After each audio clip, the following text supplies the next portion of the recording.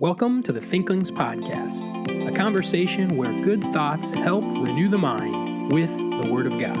I'm Charlie Carter, and I'm here with Tim Little and Andy Stearns. Let's jump into the conversation. Welcome to the Thinklings podcast, another wonderful duet with Tim and Charlie. Shalom. My intros are boring. Sorry. Shalom lecha. I need to locate my. Okay, so yeah, I found it. So here's what we're going to do in this episode. We're going to have an Andy quote from Certeage, which is our custom now, and we are going to talk about a book by a guy I met. I had lunch with this guy. Interesting. And we're going to talk about a book about congregational authority. And then Tim is going to close in Proverbs 30 with our final meditation in God's Word. And so let's read our Andy quote, which is, again, from The Intellectual Life by A.G. Certeage. This is in his section on the organization of life. This is on page 42. And he's talking about, I believe here, let me just double check. Simplification is the underheading. Simplification. And here I kind of want to read the whole paragraph, but it's the last sentence that is pithy and kind of caught me. So, slacken the tempo of your life. Receptions, visits that give rise to fresh obligations, formal intercourse with one's neighbors, all the complicated ritual of an artificial life that so many men of the world secretly detest. These things are not for a worker, an intellectual worker. Right. Society life is fatal to study. Display and dissipation of mind are mortal enemies of thought. Here's the last line. When one thinks of a man of genius, one does not imagine him dining out.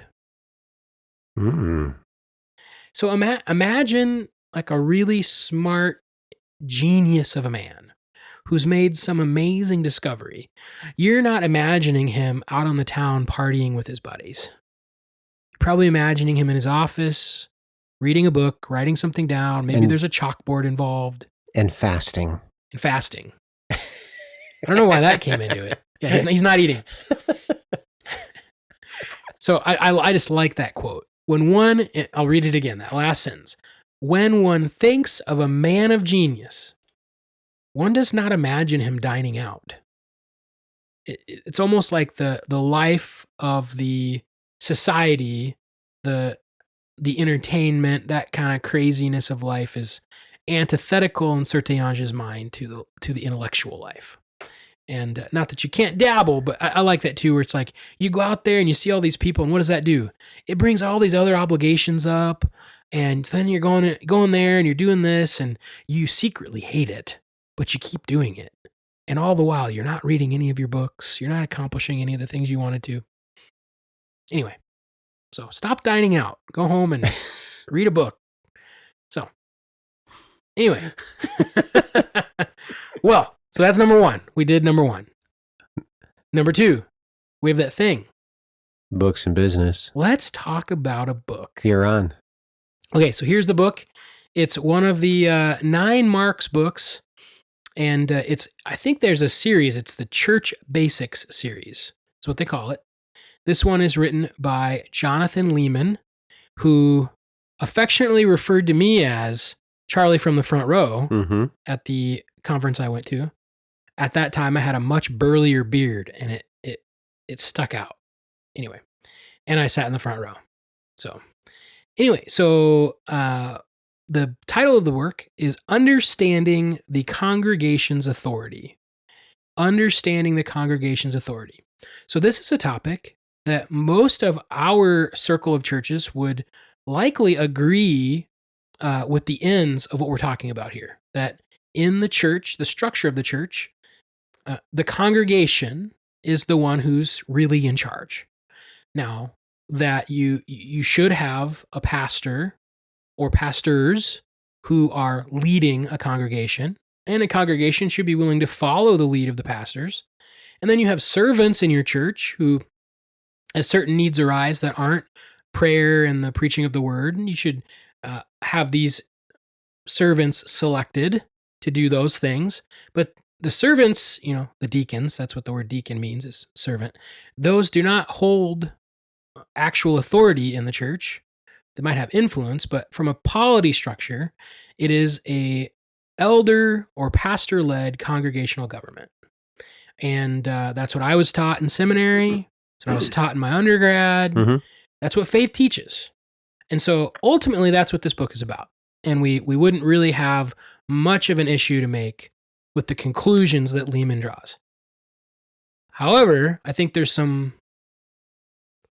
maybe some wonky bumps on the way to those conclusions that I think are worth noting. And so he's going to just kind of walk through, and I think to applaud him. They're trying to make resources that are just easily accessible. Mm-hmm. Not very long, Right. Not overly complicated, but here you go. So he talks about those two parts of church authority, the pastors and the church. And he does start in like the Ephesians 4 kind of mindset, where it is the elders, the pastors that train the church to do the work of the ministry. And he kind of lays out those two sides. But then he's going to try to go on this kind of building, shall we say it, a biblical theology of the congregation's rule. Right. And where he starts is with Adam. And Adam is given this mandate to rule. And that is a rule that is a mediation of God's rule on earth. Mm-hmm. And then because of sin, he's actually legitimately says he fires Adam, kicks him out of the garden. You don't rule anymore. And he kind of walks through Moses and Abraham and Which is David. interesting that it's like he doesn't get to rule anymore. Yeah. He kicks him out of the garden and is like, you don't get to rule anymore. Yep. Like, it's broken at that point. And a lot of the amillennial guys, they don't actually like that. They see it's like a broken down rule, like but man still does have a mandate to rule. Yeah. Well, and then into the post-millennial circle, mm-hmm. where not only is that a very real mandate, mm-hmm. but that we will succeed in that mandate. Correct. Which is why Christian nationalism is so important. Right. Mm-hmm. That if we don't do that, well, how are we ever going to actually fulfill the Great Commission? Right. And that we should expect that the whole world, all the nations, are going to be discipled. Mm-hmm. Little footnote right there. Go see Doug Wilson. Anyway, so so he does. He has a section. It's chapter 3. It's called "Adam Had a Job." Oh, but Adam got here. Sadly, Adam did not live as the perfect priest king. He did not represent God's rule, but sought his own rule. So God fired Adam, evicting him from the garden. And he goes on to talk about Abraham. He then offered the job to Abraham, and then to Moses, and then David. And then he gets into talking about the new covenant where God finally promises, I'm going to finally make this all right. And it's really weird how it's like offering the same thing from Adam to Abram to Moses. He's going through all of the covenants, but where's the covenant for Adam? Yeah. There isn't one. There's no covenant between God and Adam. That's like typical Reformed theology with the covenant of works. So I wonder if he ascribes to the covenant of works. It's an interesting conglomeration of things. So then eventually, where does this come to a head? So you had Adam. So here, these are literally the headings of the chapter. You had the story of the priest king Adam. Mm-hmm. And this is in the chapter, Adam Had a Job. So you have this priest king Adam, but he gets fired. You have Abraham, you have Moses, you have David, you have the promise of the new covenant, and then Jesus and the church. So you can see the progression of authority. Adam was given authority. Nope. Moses, Abraham, David. Nope. Jesus and his church. Now, what is he going to say here? The Bible has a lot of names for Jesus based on the work he came to do. Among them, he is characterized as the new Adam, the seed of Abraham, the new Israel, and David's greater son. Why? Because he finally did the job they were supposed to do. And in fact, we would agree with him in essence that he is going to be the perfect king mm-hmm. in his future kingdom, mm-hmm. which is not now. But Jesus rules on God's behalf as the firstborn of the new creation. He visibly reestablished God's kingdom in his own person. Which again, we wouldn't necessarily have that too many issues. He is the king. So certainly the king does institute a kingdom. Problem, he's not on earth. Right. The king's not here. The king's not here. Talking to somebody just this weekend about that. You can't have a kingdom on earth without the king. Yes. And so, but you can see how he's drawn this connection. Adam had a job, he failed. Now here's the second Adam, and here's the kingdom. And we're kind of getting into some shaky ground here. This is the glory of the God. And I'm cutting out a lot of material here. I'm reading kind of the highlights of paragraphs. Sure. This is the glory of the gospel. We rise because he is risen. We are declared righteous because he is declared righteous. And here's the kicker. We reign because he reigns. Okay. That's true, but that's the kingdom. Is it true eschatologically, or is it true right now? Daniel 7 talks about it, and it's eschatological. Yes. So how he's going to apply it is that the church is going to reign as the mediator of the rule of the second Adam right now. Do you see? This is page 24, paragraph 4. Do you see? When you become united to Christ by faith, so you believe the gospel you brought into the church, the same office which he holds falls to you. The office of Adam that he failed in, the office of Moses, Abraham, David, they all failed. It's now to you as a mediator of Christ because you're united to him. I wonder if we ever get fired. Well, he actually, interestingly enough. Is that excommunication? Interestingly enough, Lehman wrote another book titled Don't Fire Your Church Members. Oh, really? Yeah. Oh, that is interesting. Like about equipping and training. Sure. Yeah. It's interesting that he would come to that conclusion about the mission and the goal of the church. But then here, apparently now in Christ, we can't be fired. Okay. Maybe that's his reasoning. Okay. Anyway, you become, because of your union with him, a priest king once again. Okay. Down further, the church occupies this office corporately, like Israel did. But also, every member of the church occupies this office individually. Okay, so you see what he did there. He's basically equating Israel and the church. Israel occupied the office. Now the church occupies the office. Okay, so this is basically, I don't know if they really believe in, I thought they were premillennial, but this is basically a reformed amillennial replacement theology position. So I think, and I recognize he's trying to substantiate congregational rule. Yeah. And so I think that right there is the nugget we're after. Yeah. Is that he's going through some really odd Old Testament exegetical hoops to justify congregational rule this my biggest critique of this is this just seems like a bunch of nonsense to me.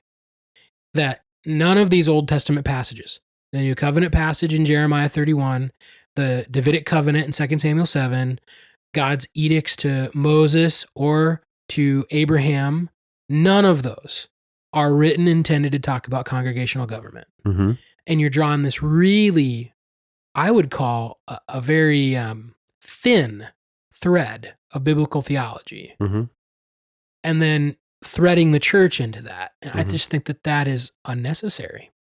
Yeah, I don't think that it's even warranted biblically. I don't think he's created. Sure, there's some phrases and some like, oh yeah, Christ is the second Adam, and okay, yeah. But the purpose of Christ being the second Adam isn't to substantiate congregational rule.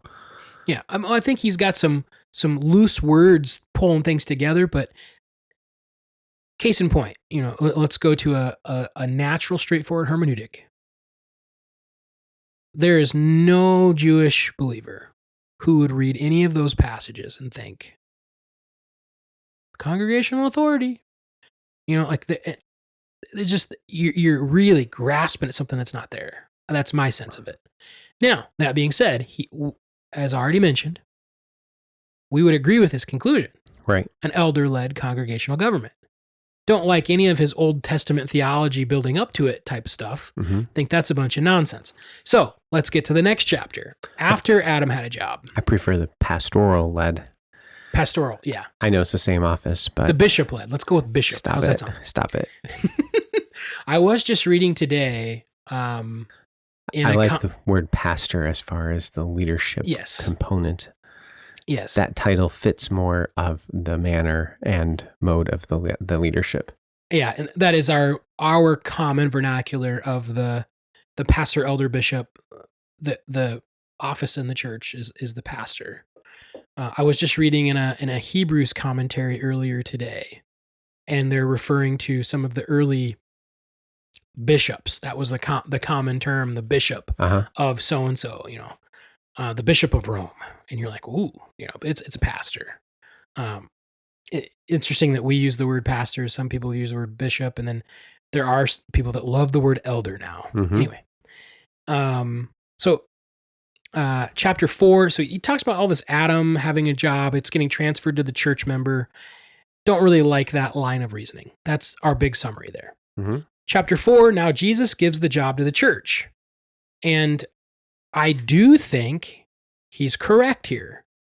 Not that it's the same job as Adam, Moses, Abraham, David, but that authority is given to the congregation to mediate its own matters. And he's going to go to some of the classic texts, like, for example, Matthew 18, which I do think is intended to instruct us on local church discipline and who has authority in such matters. So here's Matthew 18, verses 15 through 17. If your brother sins against you, go and rebuke him in private. If he listens to you, you have won your brother. But if he won't listen, take one or two more with you, so that by the testimony of 2 or 3 witnesses, every fact may be established. If he pays no attention to them, tell the ecclesia, the assembly. Now, of course, this is the words of Jesus before the church is even formed, but I do think it is prescribed in that manner for us. If he doesn't pay attention to the church, the assembly, let him be like an unbeliever. And that's a decision of the church saying, we don't think he's actually a Christian because he won't repent. And let him be like an unbeliever and a tax collector to you. So the picture of church discipline is you try to handle things amicably between 1s and 2s and 3s. And if someone is in unrepentant sin and they won't reconcile, who stamps them as unbeliever? The ecclesia, the assembly. The assembly. And I think rightfully, Jonathan Lehman is saying, this is Christ giving authority to the church to make those decisions. And what's going to follow in the rest of his book is a strong 9 marks plea for legitimate church membership and legitimate church discipline. And he has some call outs, some boxes of his text that he has throughout his book. And so I just think these will highlight what he's talking about. So he's going to say, what is church membership? It's a covenant between believers whereby they affirm one another's professions of faith through the ordinances and agree to oversee one another's discipleship to Christ. So we have a like faith. We're participating in the ordinances together, and we're active in discipling one another. And if at some point your conversion becomes questioned, he says it this here: churches, not individuals, or churches, not individual Christians, fulfill the Great Commission. So who's making disciples of all the nations, and who's baptizing, and who is teaching? It's not me as an individual. I have to go fulfill this. I fulfill it as a member of my church, which makes perfect sense because the 2 ordinances of the church, the Lord's table and baptism, those are church activities, not individual activities. So then he told us what church membership is. It's the church that's fulfilling that commission. What is a church? A group of Christians who jointly identify as followers of Jesus through regularly gathering in his name, preaching the gospel, and celebrating the ordinances. So what does it mean to be a member of the church? It's that you follow Jesus and you're practicing those ordinances in that community. So then, if you want to be a part of that assembly, who gets to decide if you're in? The congregation. The church. So very next thing he says, the church should vote. They should vote to receive, dismiss, or discipline members. They should vote to select pastors and deacons, and anything else that significantly impacts the integrity and viability of the church as a gospel ministry. The congregation should be voting to decide that. Mm-hmm. Who do we want to lead this? Who do you want to be our main servants? Yeah. Who do we want to be on our list? That's a group decision. It's not the pastor. It's not a couple influential dudes. The congregation meets. And what I really like about the emphasis of a lot of the 9 marks is it really reminds you, business meetings matter, and it's not, I feel like sometimes when we're voting on a new member at church, that's like let's just get that out of the way so we can get to the real business. I don't know if you ever feel like that, but it's like, okay, really quick, let's hear this testimony and vote on it. And then we'll get to the rest of these things that we need to vote on, and it's like all those other things are the backseat, man. Like, just trying to think of recently, we had an impromptu business meeting. We were talking about architecture of the outside of the church, landscaping. We're talking about, do we want river rock? Do we want rubber? All these great, wonderful gospel decisions, right? And it's like, those things you could let the building committee handle, those aren't of primary importance to the gospel. But when you're bringing a member into your church, are they actually a Christian? Mm-hmm. And, if you don't take care of it on the front end, you're probably going to have some issues on the back end. Where it's like, which is, by the way, with infant church membership, you have a lot of issues there. Like, you're admitting all these people who we know aren't genuine believers. Well, someday they will, but all that's, I like his emphasis on opening up a big old can of infant baptisms. And I like as poor of an exegesis he does through the Old Testament, which maybe that's not even equitable. He's a nice guy. I've spoken with him. The church is a New Testament organization. Yeah. So this is what some people, they need to go to the Old Testament for. I'm like, no. Okay, what do you have in the Old Testament? You have a country, Israel. In the New Testament, you don't have that. You have an assembly. You have a church. So when you're developing your polity, methodologically, you need to go to the body of literature which talks about it. Exactly. The New Testament. And that's one of like Baptist Distinctives and New Testament Church Order by Kevin Bowder. Like that's one of his main points is that if you're going to develop a Baptist ecclesiology, a Baptist study of the church, you need to go to the New Testament because that's where it's found. Yeah. So he's like methodologically off. Sometimes I feel like an author is trying to be too cute.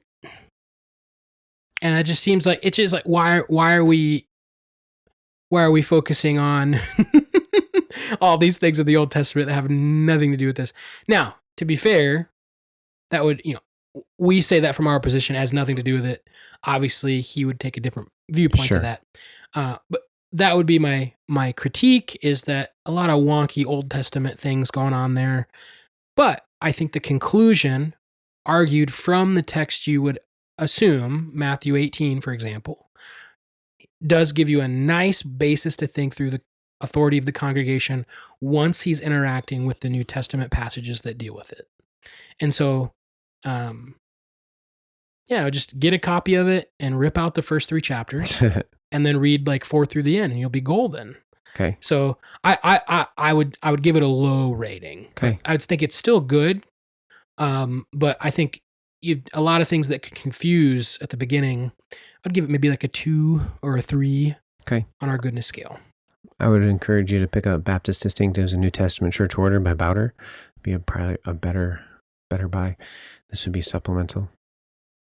So let's have a final meditation on God's Word. So I've been working through Proverbs chapter 30, and we are now on verse 18.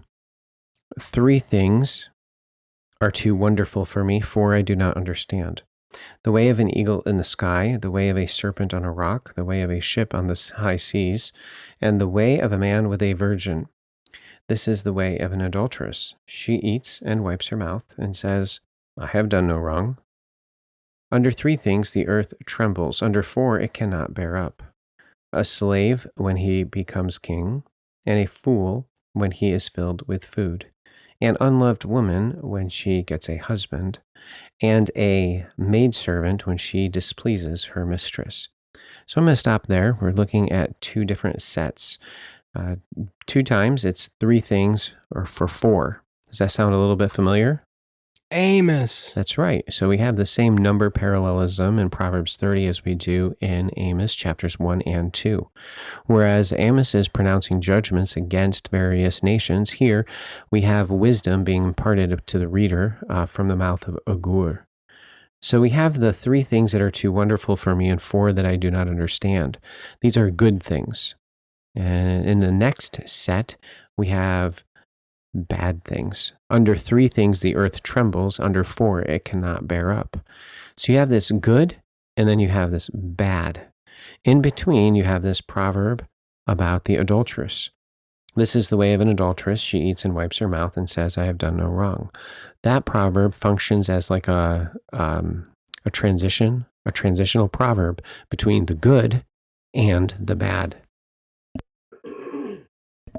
So let's talk about the good first. 3 things are too wonderful for me, 4 I do not understand. The way of an eagle in the sky, the way of a serpent on a rock, the way of a ship on the high seas, and the way of a man with a virgin. So we have 4 things here, an eagle and a serpent. Okay, so we have 2 animals, an eagle and a serpent. And then we have 2 man-ish kind of things. You have a ship, which would be constructed by a man, and then the way of a man with a virgin. The text does, it highlights that last one. It's building towards the last one, the way of a man with a virgin, and we'll talk about that. But that is the normal, correct order of creation. It is part of the 3 things that are too wonderful for me and 4 that I do not understand. Then the adulteress is in the next line, creating the contrast to the virgin in verse 19. Okay, so you have the way of an eagle in the sky. Now, what is the way of an eagle in the sky? The key word here is way. Hopefully, I guess I should have said that. What is the way of an eagle? Well, you can't see it. It's just kind of flying around. It leaves no trail. It's just flying around in the sky. And this is a mystery. It's a wonder. It's an amazing thing. It's something, what's the word that Agur uses? Wonderful. It's related to the sky. And then, so that's number 1. Number 2 is another animal. We have a serpent on a rock. Similarly to the eagle in the sky, what is the way of a serpent on a rock? Well, it leaves no trace because it just kind of slithers along. And plus, how in the world does it do that? How does a snake move? I mean, it's kind of weird how the thing kind of crawls around on its belly and just kind of like, shh, there it goes. Okay, so both of these things have to do with locomotion. They have to do with movement. And the key word is way. Mm-hmm. Typically, when we think of a way, you're walking along a way. Well, he picks on 2 animals, both which don't have or don't move by their feet. The bird flies and the snake slithers. And this is the way. And it's they're animals that are puzzling that God created. Okay, now the third one, the way of a ship on the high seas. Okay, the ship is like going through the ocean or the sea. And what is the path? What do you see that it leaves behind? Nothing. It leaves nothing behind. Okay, so it's this path through the sea. Now then this builds up to the last one, the way of a man with a virgin. And it's like, why in the world are you all of a sudden bringing up romantic marital love? And plus, this would be a way of a man with a virgin. It is a virgin. This would be like a honeymoon kind of a scenario. It's another creational design that God made. So the first 3, the way of the eagle in the sky, there you have the heavens. Then the way of the rock, or the way of the serpent on the rock, there's the earth. And then third, you have the ship on the water. So this is likely recalling back to the Genesis created order with the heavens, the waters, and the land. and then the creation of man, who is commissioned to fill the earth. Okay, so none of these have or leave any kind of a trace. Now look at the adulterous woman in verse 20. This is the way of an adulteress. She eats and wipes her mouth. Oh, by wiping her mouth, what is she doing? She's not leaving any signs that anything has happened. And this is clearly a metaphor for sexual congress, okay? And says, I have done no wrong. Okay, so she's like doing something, and what does she do? She commits an act that totally upends the created order. Okay, when we this whole idea of the adulteress and adultery, she has committed an act that is potentially upending the descendants of her husband. Okay, that's one of the things I wrote about this summer. Adultery was considered an extremely heinous sin, not so much because of the sexual component, but because of its consequences. Because of this woman's act, the identity of her children is now brought into question. And it's an upending of the creation order, of the society's order. And so by eating and then wiping her mouth, she's like, nobody knows. And I can do whatever I want sexually. And so this highlights the contrast between the wonderful thing, which would be the virgin and sexual chastity, and then the adulteress who has committed an act that she seems or considers to be completely unimportant, and she leaves no trace about it. How are you doing? You following me okay? I think so. Okay, so now let's wrap this up. Let's go to the last three. Under 3 things, the earth trembles. Under 4, it cannot bear up. So these are 4 terrible things that destroy the created order. Oh, what were we talking about in the first pair? The first set? The created order. You got it. Okay, this is the way God designed things. They're wonderful. Here's things that totally upend it. First one, a slave when he becomes king. Now we might think through, well, what's the big deal there? When you think through the Old Testament, and this gets into your Amos stuff a little bit too, God is the one that appoints kings. He is the one that puts a king in a position of power by anointing through the prophet, so on and so forth. Okay, well, what happens when somebody else usurps the power of the king and then becomes king illegitimately? Okay, and it creates a devastating, cascading effect for a culture. You see it in various different nations. You see it in the nation of Israel in the Bible. You know, one guy axes another guy, and then, well, what? You don't have any right to the throne. Okay, so then he gets creamed, and it creates a big mess. So that's number 1, a slave when he becomes king. 2, a fool when he's filled with food. Like a fool is eating more than his allotted portion. In other words, what is being rewarded is folly. What kind of an effect is that going to have on the social order? A very negative effect. It's something that's going to overturn the earth. So we have the first 2, an unloved woman when she gets a husband. This one I had to struggle with a little bit, but it's basically it's the woman. Don't pity the woman here. She's bad.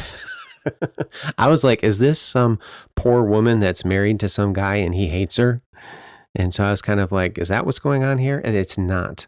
Okay, this woman is like a hated woman. Everybody realizes she's like bad news.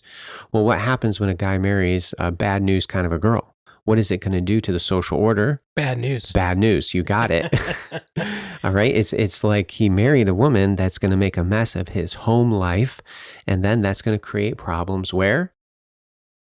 In society. Okay, so the whole ordering of creation based upon the ordering of the home, that's what these Proverbs are dealing with. And then finally, a maidservant when she displaces her mistress. So the maidservant, she appeals to the man, the husband, the head of the home, and then what she replaces her mistress. And this may have a regal sense. It may be like the queen mother is displaced. I'm not entirely sure about that, but the word for mistress is the same word as the man at the end of the man with a virgin. So there's like a connection here. Mm. And the mistress is parallel with the slave. So in verse 22, you have a slave when he becomes king. Yep. And then at the end of verse 23, you have the maidservant when she displaces her mistress. So in both of these situations, it may have a regal, like in the royal family, kind of a setting. But in either sense, still, you have this one woman who is displacing and disinheriting the other woman. And what does this cause? This causes an upending of the created order. So why is it that we have these proverbs of Gur? Why is he teaching us this wisdom?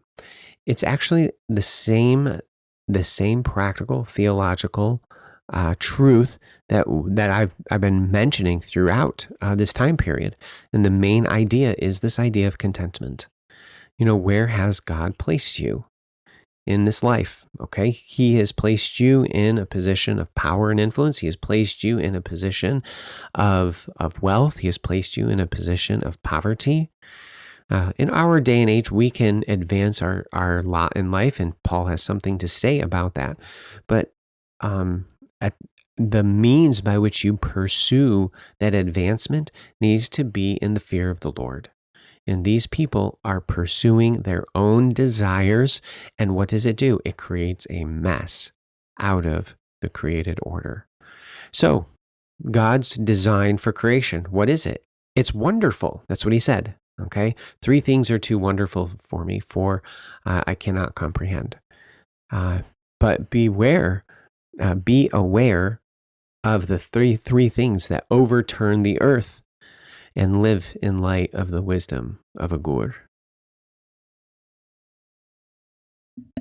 Thank you for listening to this episode of the Thinklings podcast.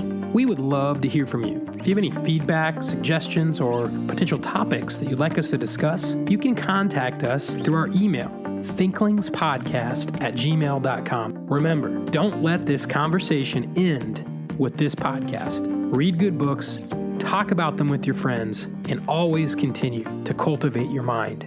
See you next time on the Thinklings podcast. The Thinklings want to remind our listeners that the Thinklings podcast is our personal production. Our conversations, book discussions, and viewpoints may not represent the views of Faith Baptist Bible College and Theological Seminary. Any questions or feedback should be directed to us at the Thinklings podcast.